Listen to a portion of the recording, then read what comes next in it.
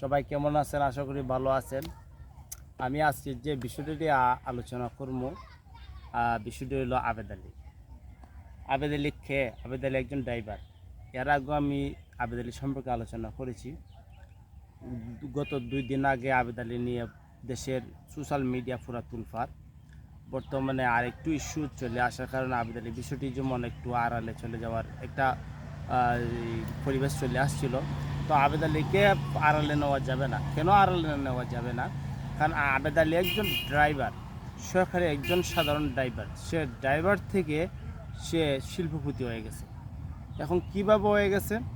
ইতিমধ্যে আমি অলরেডি ভিডিওর মধ্যে বলেছি যে সে বাংলাদেশের সর্বোচ্চ যে প্রথম শ্রেণীর কর্মকর্তা, যারা বিসিএস দিয়ে হয়, সে বিসিএসের প্রশ্ন পাশ করে সে ড্রাইভার থেকে শিল্পপতি হয়ে গেছে।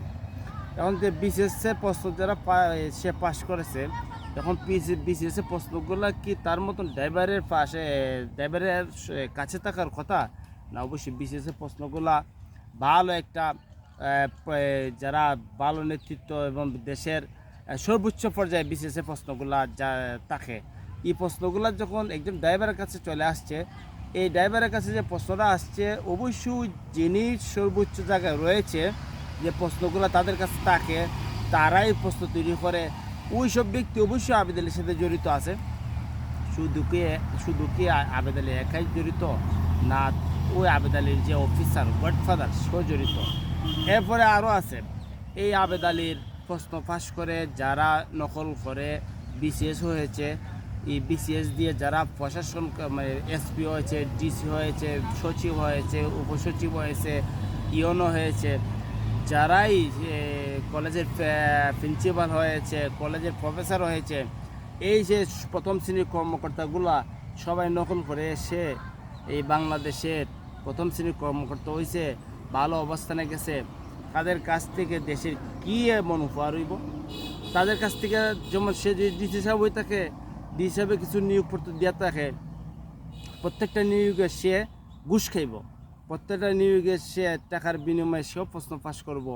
এবং সে অবশ্যই যে প্রশ্নটা সে নিতে গিয়ে যে টাকা ইনভেস্ট করছে, সে ডিসি সাহেব হওয়ার পরে এই টাকা অবশ্যই সে তুলবে, আগে দেশের চিন্তা পরে করবে।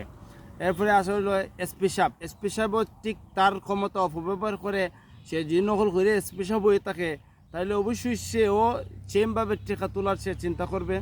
এত আবেদ আলী বিষয়টা যদি কেউ ছুটু করে দেখেন, তাহলে দেশের 12টা বেজে যাবে। এই আবেদ আলী শুধু এখানে হাজারো আবেদ আলী বাংলাদেশের মধ্যে রয়েছে। আবেদ আলী বিষয়গুলো আমরা আলোচনা করতেই হবে এবং আবেদ আলী বিষয়গুলো আমরা পর্যালোচনা করতে হবে। সোশ্যাল মিডিয়ার মাধ্যমে আমরা শক্তভাবে প্রতিবাদ গড়ে তুলতে হবে।